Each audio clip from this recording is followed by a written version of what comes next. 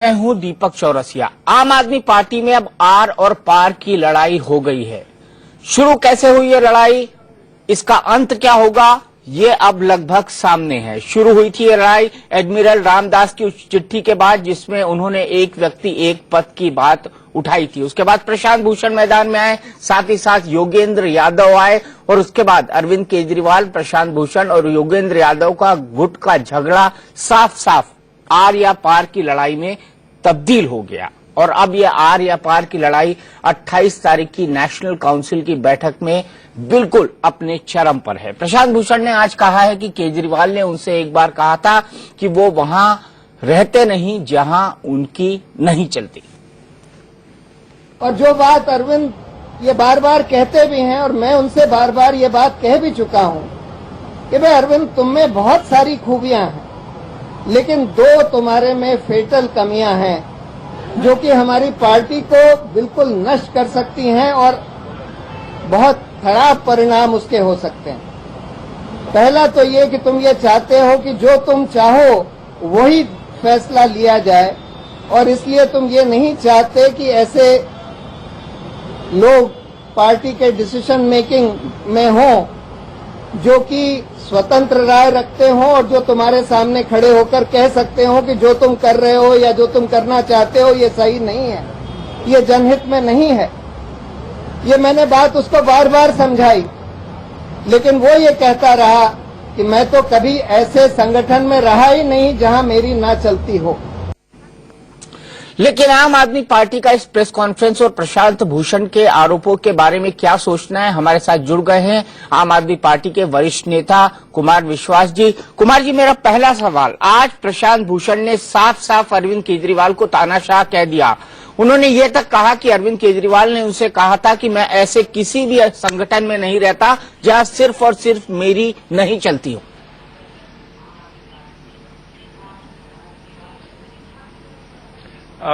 दीपक जी, देखिए, एक तो ये बहुत अच्छा वक्त नहीं है, हम लोगों के लिए बहुत खराब वक्त है, और खासकर जैसा हमारे यहाँ कहा जाता है ना कि नजर का तीर जिगर में रहे तो अच्छा है। ये घर की बात है, घर में रहे तो अच्छा है, लेकिन ये घर की चारदीवारी तोड़कर अब ये चली आई है चौराहे पर, और इस पर चर्चा करनी पड़ रही है, ये भी बहुत दुखद है। पिछले 15-20 दिन से मैं इस प्रयास में था, बाकी साथी भी प्रयास में थे कि कहीं ये डेडलॉक टूटे।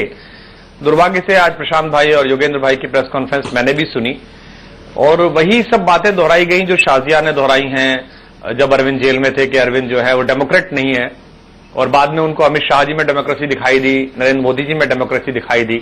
आज भी उन्होंने यही सब कहा। मुझे लगता है कि हर परिवार का एक न्यूनतम निजी अनुशासन होता है, एक डिसेंट वोट भी होती है, एक विपरीत वोट भी होती है। अगर 20 लोगों में 14 लोग कोई बात कह रहे हैं तो 4 लोग सहमत नहीं होते हैं। पार्टी और आंदोलन के पिछले 4 वर्षों में ऐसे लगभग 6-7 मौके आए हैं जब मैं निर्णयों से सहमत नहीं रहा हूं, लेकिन मैंने अपनी बात कही, वोटिंग हुई, हाथ गिने गए भी कौन कौन साथ हैं कौन कौन नहीं है। उसके बाद जो निर्णय हुआ, मैंने बाहर आकर आपके चैनल पर, दूसरे चैनल पर, हर जगह अपनी पार्टी के स्टैंड को डिफेंड किया और कहा कि हम ये करना चाहते हैं। तो मुझे लगता है उस न्यूनतम अनुशासन को बड़े लोगों को भी मानना चाहिए। मैं तो बहुत छोटा हूं, वो सब बहुत सीनियर लोग हैं, उन्होंने बड़ी दुनिया देखी है, बड़ा संघर्ष करा है, कम्युनिकेशन के मास्टर हैं, पूरी दुनिया उन्हें सुनना चाहती है जैसा वो बोलते हैं। लेकिन जिस तरीके से ये व्यक्तिगत महत्वाकांक्षा, ईर्ष्या पर बात आ गई है, उससे लगता है कि रास्ते अलग अलग हो जाते हो तो ज्यादा बेहतर है, लेकिन डिसेंसी से हो जाएं। जो साहिल लुधियानवी कहता है कि वो अफसाना जिसे अंजाम तक लाना ना हो मुमकिन, उसे एक खूबसूरत मोड़ देकर छोड़ना अच्छा। अगर वहां तक आ जाए तो ज्यादा बेहतर होगा, बजाय इसके कि वो कुछ बोले, इस पर फिर इधर से कुछ बोला जाए, फिर इधर से कुछ बोला जाए, उधर से कुछ बोले। विश्व कप में सेमीफाइनल हम हार चुके हैं, चैनल्स के पास भी कोई महत्वपूर्ण एजेंडा है नहीं, प्रधानमंत्री भी भाषण नहीं दे रहे, मन की बात नहीं कर रहे, तो हो सकता है 2-3 दिन फिर यही चले। तो इससे बाहर आने के लिए ज्यादा बेहतर यह है कि अगर आपको डिपार्ट होना है तो आप सौम्यता के साथ डिपार्ट हो जाए, और जो आपने बात कही है वो एक बार कह दें, एक आर्टिकल लिख दें, प्रेस कॉन्फ्रेंस कर दें, बार बार इस बात को ना करें कि अरविंद केजरीवाल को हटाया जाना चाहिए। हटाने की बात वो नहीं कर रहे हैं कुमार जी, हटाने की बात वो नहीं कर रहे हैं, वो साफ साफ कह रहे हैं कि हटाने की बात हम नहीं कर रहे हैं, ये बात हम पे जबरदस्ती थोपी जा रही है। हमने अरविंद को कभी भी संयोजक पद से हटाने की बात नहीं की है। नहीं, देखिए, एक ही घर में रहते हुए, एक छत के नीचे रहते हुए, जब आदरणीय शांति भूषण जी ये लिखते हैं कि अरविंद केजरीवाल कॉम्पिटेंट नहीं है, उसकी जगह तो अजय माकन उनसे ज्यादा कॉम्पिटेंट हैं, तो इसका क्या मतलब है? जब चलते चुनाव में 20 दिन पहले प्रशांत भाई कहते हैं कि हार जाए तो ज्यादा बेहतर है, 20 सीटें आनी चाहिए ताकि अरविंद अपोजिशन का लीडर बने और राजनीति सीखे और योगेंद्र भाई फिर पार्टी को चलाएं, तो इसका क्या मतलब है? इसका मतलब आप चलते युद्ध में आप पीछे से वार करेंगे तो ये ठीक नहीं है। मेरा कहना यह है कि इस डिसेंसी की थोड़ी रक्षा की जानी चाहिए और इसके आगे का रास्ता तलाश किया जाना चाहिए। जब एग्जीक्यूटिव की मीटिंग में आदरणीय प्रशांत भूषण जी, शांति भूषण जी और शालिनी भूषण जी तीनों एक साथ बैठे और मैंने एक समय में सवाल उठाया था कि यह गलत है साहब, मैं डायनेस्टी रूल के खिलाफ लड़के आया हूं, वंशवाद के खिलाफ लड़के आया हूं। अगर उस समय भी प्रशांत जी बात बोलते कि बिल्कुल ठीक है, हमारे उसमें लिखा हुआ है, मैनिफेस्टो में लिखा हुआ है, हमारे कॉन्स्टिट्यूशन में लिखा हुआ है, तो मुझे लगता है कि बात सच की लड़ाई की चल रही है। लेकिन उन तीनों को रखा तो आपने ना, उनसे 1 करोड़ का चंदा भी लिया, तीनों को रखा आपने। कुमार भाई मेरी भी सुन लीजिए, तीनों को रखा आपने, नहीं चंदा उनसे करोड़ों का चंदा भी लिया, तब आपको डायनेस्टी रूल याद नहीं आया? आज आ रहा है, आज डायनेस्टी रूल याद आ रहा है। नहीं मैंने सवाल उठाया ना, मैं आज आपसे कह रहा हूं क्योंकि आज बात बाहर आ गई, इसलिए मैं आपसे कह रहा हूं। आप पूछिए उनसे कि आज से 7 महीने पहले, 8 महीने पहले मैंने सवाल उठाया नहीं उठाया? लोकसभा में हार के बाद जब पहली मीटिंग 3 मूर्ति मार्ग पर हुई थी अरविंद के घर पर, तो मैंने सवाल उठाया था नहीं उठाया था? लेकिन मेरा कहना यह है कि अगर अरविंद में कमियां हैं जैसा उन्होंने बताया है, तो कमी केवल पूर्ण पुरुष में नहीं होती, वो तब होता है जब भगवान विष्णु अपना अवतार भेजते हैं। अरविंद भी पूर्ण पुरुष नहीं है, 64 कलाएं उसके अंदर नहीं है, बहुत सारी कमियां हैं, बहुत सारी इसमें सुधारी है, बहुत सारी वो सुधार लेंगे। आप भी पूर्ण पत्रकार नहीं है, आप में बहुत कमियां होंगी, सुधार रहे होंगे, लोकप्रिय हैं, मानक है, पर पूर्ण थोड़ी हो जाएंगे आप। पूर्ण हो जाएंगे तो उस दिन तो विराम ले लेंगे, संत हो जाएंगे, हरिद्वार में आश्रम खोल लेंगे। तो उसमें बहुत सारी कमियां हैं, सुधार लेगा। घर में बैठ के बात करी जाए तो बहुत अच्छा रहता। बाहर प्रेस कॉन्फ्रेंस करके अगर ये बार बार बातें की जाएंगी तो उन करोड़ों लोगों के साथ ये छल होगा जिन्होंने इस वैकल्पिक राजनीति में आस्था व्यक्त की है। जब अन्ना जी ने हमें चारों तरफ खड़े होकर कहा था कि आज से मेरा नाम इस्तेमाल मत करना, मेरा फोटो मत लगाना, तब भी हमें बहुत बुरा लगा था, लेकिन हम उससे निकले। जब शाजिया ने कहा अरविंद जेल में थे कि अरविंद ऑटोक्रेट हैं, तब भी हम उससे निकले। अब एक नई चीज आई है जिसमें व्यक्तिगत ईर्ष्या और शायद महत्वाकांक्षा, क्योंकि मुझे याद है कि पिछली यानी की जो लास्ट मीटिंग हुई थी नेशनल एग्जीक्यूटिव की, उसमें प्रशांत भाई चिल्लाकर बोले थे कि केजरीवाल क्या है, ये 5 साल केजरीवाल क्या होता है, एक चेहरे पर आपने पूरी पार्टी फिदा कर दी, करोड़ों रुपए खर्च कर दिए। मुझे लगता है वही पीड़ा शायद यहां तक आई है। अरविंद केजरीवाल आप बन सकते हैं, अरविंद केजरीवाल से आगे जा सकते हैं, उसके लिए वो कमिटमेंट आप ले आइए। मेरे अंदर तो नहीं है साहब, मैं तो घड़ी भी पहनता हूं, बड़े ब्रांड की अच्छे कपड़े पहनता हूं, वो तो जैसे कहता है वैसे ही चल देता है। मैं तो 15 दिन भूखा नहीं रह सकता गरीबों की बिजली के मीटर के लिए, मैं नहीं रह पाया। मैं ये नहीं कर सकता कि 4 डिग्री सेंटीग्रेड में सड़क पर लेट जाऊं मुख्यमंत्री होते हुए कि एक बहन को न्याय मिलना चाहिए। मैं ये नहीं कर सकता कि मेरी पत्नी और बच्चों के बारे में कार्टून बने और मैं फिर भी तटस्थ भाव के साथ घूमता रहूं कि लोगों से माफी मांग लूंगा। अरविंद बनने के लिए वो तपस्या जरूरी है, जो वो कर लेगा वो लीड में आगे आ जाएगा। उसके लिए ब्लॉग लिखना, कार्यकर्ताओं को मोटिवेट करना, ऑनलाइन कैंपेन चलाना, इससे नहीं होगा। कुमार जी, मेरा बड़ा सीधा सवाल है, इसका मतलब प्रशांत भूषण और योगेंद्र यादव के लिए आम आदमी पार्टी के दरवाजे बंद है?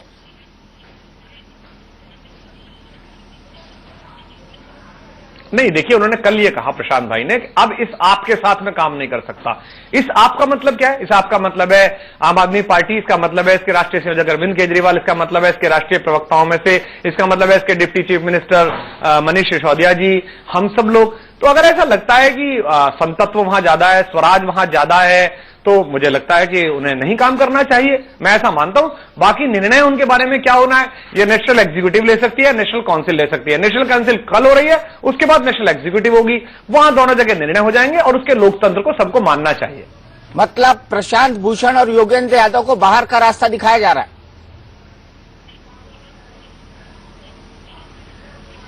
नहीं, मैं ये नहीं कह रहा बिल्कुल भी।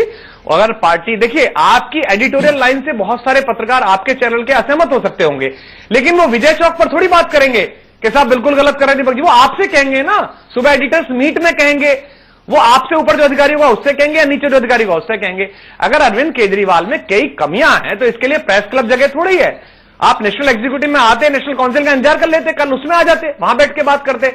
तो मुझे लगता है कि लेटर लीक कराना, हिंदू में स्टोरी आई शांति भूषण जी का, लेकिन आप सोच सकते हैं चलते चुनाव में अगर शांति भूषण जी ये कह रहे हैं कि अरविंद केजरीवाल तो अजय माकन से भी गया गुजरा है, और उसके बाद भी हम ये कहें आप सत्य के बहुत बड़े महारथी हैं प्रभु, आप सत्य की बहुत बड़ी मूर्ति, हम आपकी पूजा करते हैं, आइए आपके चरण कहां हैं, हम वहां लेटना चाहते हैं, तो मुझे लगता है ज्यादा स्वराज हो गया। इतने स्वराज का अभ्यास तो अभी शायद मुझे तो है नहीं, मैं छोटा आदमी हूं, हो सकता है अरविंद को अरविंद बड़ा सोचता है।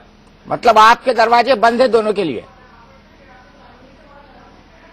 साफ बोलिए ना, मुझे नहीं लगता कि अब नहीं, ये आप देखिए दीपक जी, आप पुराने पत्रकार हैं, आप एक ही सवाल को 360 डिग्री से आप इसी सवाल को पूछेंगे। मैं ये कह के स्वयं की अनुशासनहीनता बाहर नहीं लाना चाहता। मैंने पिछले 4 वर्षों में ऐसी कोई बात नहीं कही जिससे मेरी पार्टी, मेरा संगठन या आम आदमी आंदोलन या अन्ना आंदोलन कभी भी शर्मसार हुआ हो।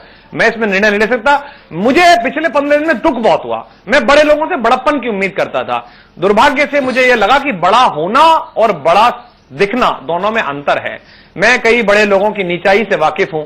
बहुत मुश्किल है दुनिया में बड़े होकर बड़ा होना। काश कि बड़े लोग बड़प्पन दिखाएं तो उन करोड़ों समर्थक, उन हमसे वैकल्पिक राजनीति की उम्मीद लगाने वाले लोगों को अच्छा मैसेज जाएगा जो चाहते हैं कि ये सब लोग देश के हित के लिए लड़ते रहें और वैकल्पिक राजनीति लाएं। मतलब प्रशांत भूषण और योगेंद्र यादव ने बड़प्पन नहीं दिखाया?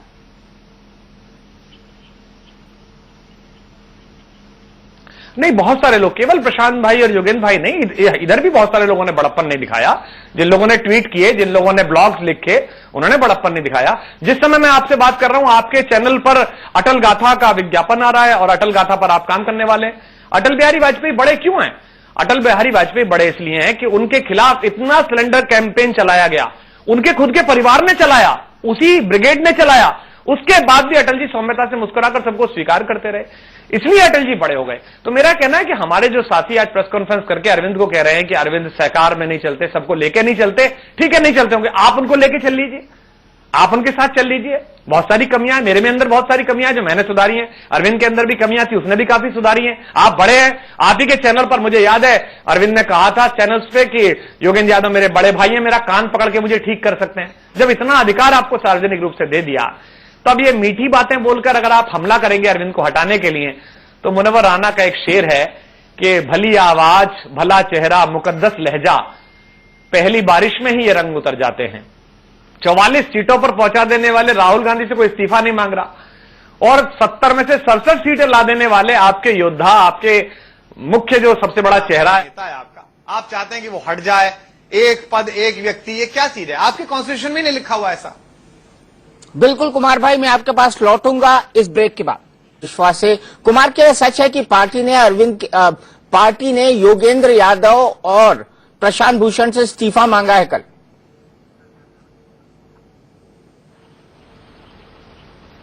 नहीं, ऐसा नहीं मांगा। उन्होंने 17 तारीख को एक इस्तीफा भेजा था, प्रशांत भाई ने और योगेंद्र जी ने एक कंडीशनल इस्तीफा भेजा था जिसमें लिखा था कि ये 5 बातें पार्टी मान ले और हमारा ये इस्तीफा है। वो 5 बातें अगले दिन पीएसी करके मान ली गई थी, जिनका योगेंद्र जी ने स्वागत भी किया था और कहा था कि मैं इस निर्णय का स्वागत करता हूं, ये वॉलंटियर्स की जीत है। वो बाहर इसलिए नहीं दिया गया था क्योंकि वार्ता चल रही थी, तो वार्ता की एक मर्यादा होती है, तो सबने सुझाव दिया, मैंने कहा कि इसको बाहर मत दीजिए। हालांकि योगेंद्र भाई ने और प्रशांत जी ने झूठ बोल दिया था कि नहीं हमने कुछ नहीं भेजा है, आप सब लोगों से कहा था नहीं हमने कोई इस्तीफा नहीं दिया, हमने कोई पत्र भी नहीं लिखा। अब जो कि सब सामने बात आ गई है तो इसलिए कल वो दे दिया गया। उन्होंने कल नेशनल काउंसिल में कुछ सदस्यों को लिए जाने के लिए, नेशनल एग्जीक्यूटिव में लिए जाने के लिए एक लिस्ट भी भेजी थी। वो उनके हाथ से हैंडराइटिंग से आई थी, इसमें लिखा हुआ था उनके ग्रुप से कि ये 8 लोग आप नेशनल एग्जीक्यूटिव में ले लीजिए, हमारा आपसे संवाद ठीक हो जाएगा, हम आपकी बात सारी मान लेंगे, आप हमारी बात मान लीजिए। अब बताइए, उसमें लिस्ट में ऐसे भी लोग थे जो पार्टी के प्राथमिक सदस्य भी नहीं है, तो ये कौन सा स्वराज था? उनमें से 4 लोग तो ऐसे थे जिनको मैं मिला ही नहीं हूं, जानता ही नहीं उनमें पृथ्वी रेड्डी भी थे, राघव मेहरा भी थे, राहुल मेहरा, राघव चड्ढा भी थे और बाकी कुछ लोग थे जिनको मैं जानता ही नहीं हूं या बाकी साथी भी नहीं जानते हैं, अरविंद भी नहीं जानते हैं। तो भाई आपको तो वोटिंग करा के भेजना चाहिए था ना ऐसे लोगों को। तो स्वराज की अवधारणा ऐसे तो नहीं चलेगी कि जब आप चाहेंगे तब स्वराज होगा, जब नहीं चाहेंगे तब स्वराज नहीं होगा। मैं पुनः अनुरोध करता हूं कि जिनको भी अरविंद केजरीवाल को हटाना हो या अरविंद केजरीवाल को अपदस्थ करना हो, बहुत सरल तरीका है उसको अपदस्थ करने का। जिस कमिटमेंट के साथ अरविंद काम कर रहा है उस ज्यादा कमिटमेंट के साथ काम करिए, उससे ज्यादा सरलता के साथ काम करिए, उतनी गाली खाने की शक्ति सीखिएगा, बनारस में उतनी मेहनत करने की शक्ति सीखिएगा। ये नहीं चलेगा कि ये तय हुआ कि पार्टी के बड़े नेता दूसरी पार्टियों के बड़े नेताओं के खिलाफ लड़ेंगे। मैं 5 महीने अमेठी गया, अरविंद 2 महीने के लिए बनारस गए और हमारे आदरणीय जन नेता योगेंद्र यादव जी ने कहा मैं दीपेंद्र हुड्डा के सामने नहीं लड़ूंगा, मैं अहीर पट्टी से लड़ूंगा जहां 2 लाख वोटर पहले से हमारे हैं, मैं गुड़गांव लड़ूंगा जो सेफेस्ट सीट थी। ये तो नहीं चले। हमने कहा ठीक है भाई, जैसे इनका मानो, हम क्या कह सकते हैं। ठीक है, तो स्वराज चले तो पूरा चले, आधा अधूरा स्वराज न चले। हम ये मानते हैं कि हम पूर्ण स्वराज में नहीं है, हमारा आधा अधूरा स्वराज है, हम कोशिश कर रहे हैं स्वराज पे लाने के लिए। अच्छा, बड़ा सवाल, दोनों नेता मांग कर रहे हैं कि कल की राष्ट्रीय परिषद की बैठक की वीडियोग्राफी कराई जाए, क्या आप वीडियोग्राफी कराएंगे? क्योंकि उनको लगता है हंगामा होगा और कुछ नहीं। देखिए, एक राष्ट्रीय परिषद की एक राष्ट्रीय परिषद की मीटिंग हुई थी, एक राष्ट्रीय एग्जीक्यूटिव की मीटिंग हुई थी, जिसमें गिरनार अपार्टमेंट की चौथी मंजिल पर जब योगेंद्र भाई चढ़े थे तब वो केवल सदस्य थे। जब नीचे लौटे तो पूरे पत्रकार आ चुके थे, हरियाणा के सारे पत्रकार आ चुके थे और वो हरियाणा राज्य के कन्वीनर बन गए थे। उसकी तो वीडियो रिकॉर्डिंग नहीं हुई थी।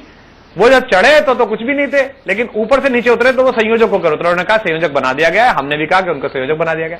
अगर वो उस दिन ये कहते कि 13 जिलों में पहले मतदान होगा, सभी साथी मतदान करके जब तक मुझे नहीं कहेंगे कि योगेंद्र भाई आप हमारे कन्वीनर नहीं हैं, तब तक मैं कहता कि बड़ा अच्छा स्वराज है। तो कल की जिस तरह से होती रही है नेशनल काउंसिल की मीटिंग, उस तरह से होगी। मुझे स्मरण नहीं है कि वीडियोग्राफी होती है नहीं होती, शायद होती है, मुझे जहां तक याद है। पार्टी अपने अकाउंट्स के लिए रखती है, अगर ऐसा होगा तो जरूर होगी वीडियोग्राफी। अच्छा, कल क्या मुझे आधिकारिक रूप से याद नहीं है, पता नहीं। कल क्या राष्ट्रीय परिषद की बैठक में आप ये प्रस्ताव लाएंगे कि योगेंद्र और प्रशांत भूषण को निकाला जाए पार्टी से?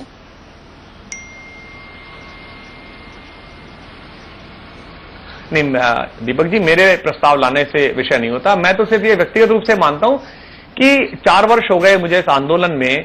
मैं एक ऐसे संस्थान से आया जहां लगातार बोलना और बिना विषय बोलना ही प्राथमिक था। आपने खुद वो चौराहे के कवि सम्मेलन सुने हैं मेरे, जो 9 बजे शुरू होते थे, 4 बजे खत्म होते थे, 2 दौर के। लेकिन मुझ जैसे आदमी ने भी इतना वाचिक अनुशासन रखा कि एक भी टिप्पणी मेरी पूरे आंदोलन में नहीं ला पाए जिससे आंदोलन को धक्का लगे या पार्टी सवाल जवाब पूछे। अगर कोई बात भी आई तो 2003-2004 के वीडियो की निकाल के लाई। तो इतने बड़े बड़े कम्युनिकेटर, इतने बड़े बड़े लोग, ऐसी क्या महत्वाकांक्षा है कि आप चुप नहीं रह सकते हैं, आप अंदर नहीं बोल सकते हैं, आप शुद्धिकरण की प्रक्रिया अंदर नहीं चालू कर सकते हैं? आपको स्वराज जो है वो ब्लॉग लिख के ही मिलता है, ट्वीट करके ही मिलता है, आपको स्वराज चौराहे पर बात करके ही मिलता है। जरा अंदर स्वराज कर लीजिए, आराम से बात कर लीजिए। तो मुझे लगता है कि अनुशासनहीनता तो बर्दाश्त नहीं करनी चाहिए, किसी की भी नहीं होनी चाहिए, चाहे मेरी हो, चाहे अरविंद केजरीवाल की हो, चाहे योगेंद्र यादव जी की हो, चाहे प्रशांत जी की हो। मतलब आपको लगता है ये दोनों अनुशासनहीन हैं?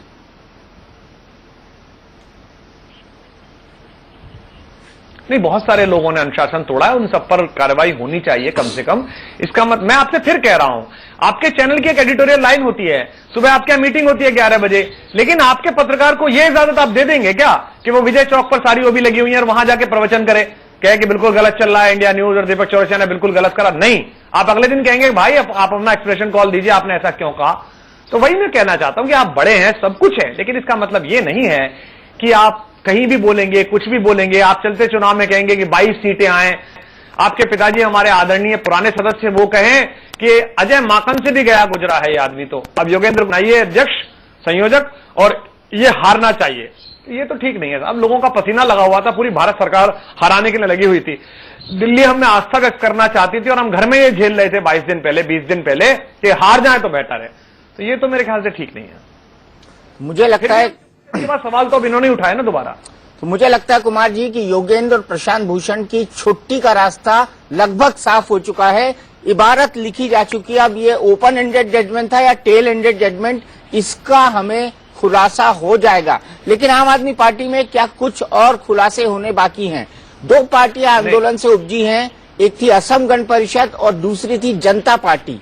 तीसरी पार्टी जो आंदोलन से उपजी है आम आदमी पार्टी है, जिसने देश भर को जगाया है। क्या इस पार्टी का भी वही हश्र होगा? इस पर सबकी निगाहें लगी हुई थी। हमारी इस खास बातचीत लगी हुई हैं और लगी रहेंगी। हमारे इस खास बातचीत में इतना ही, लेकिन इंडिया न्यूज पर खबरों का सिलसिला लगातार जारी।